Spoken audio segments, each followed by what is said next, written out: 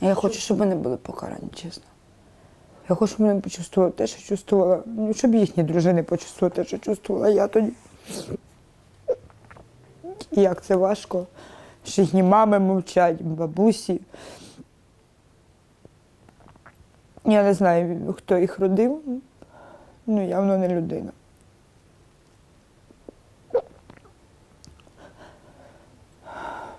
Перший раз мене ударили прицілом автомата.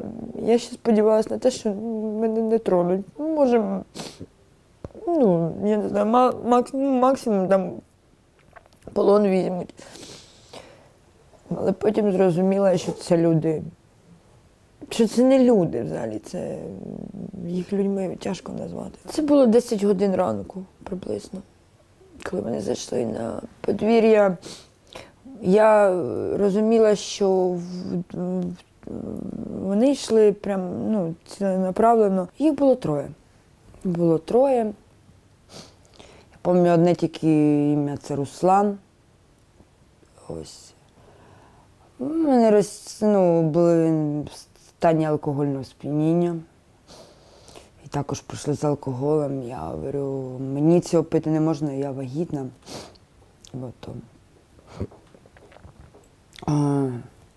Мені чуть-чуть можна, а говорю, ні, не можна, я пити не буду. Я не думала просто, що вони зможуть ось так от.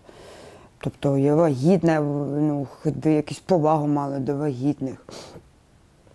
Ні, в їх нема поваги ні до чого. Питалися випитати, де наші військові. Я говорю, а я звідки знаю? Я не знаю. А де, може, знати? Я ні, говорю, я нічого не знаю. А що ви? Ми вас прийшли спасати.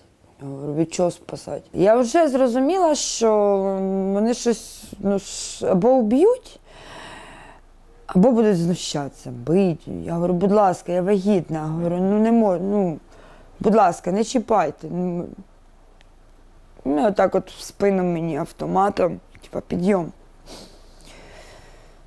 Я зайшла, я зрозуміла, що мене будуть гвалтувати, тому що він почав роздягатися. Я почала просити на колінах. Навіщо ви так робите? Ви б так само робили, якби з вашою сестрою, там, матір'ю таке робили. Говорю, будь ласка, я почала просити, плакати, кричати. На що? Він ручкою від автомата вдарив мене в зуби, вибив мені ось зуби. Почала йти кров. І мене заважало, він наклонив мене на полу прямо. Почав гвалтувати. А що потім? А другий сидів на дивані та дивився на цим. Кіно сидів, дивився. І мені стало зле. Я втратила свідомість. І його це не зупинило. Другий також мене гвалтував, хоча я була практично без свідомості. Я вся в крові була, я за волоси таскали і били. Це дуже тяжко. На кровать кинули, як оту тряпку.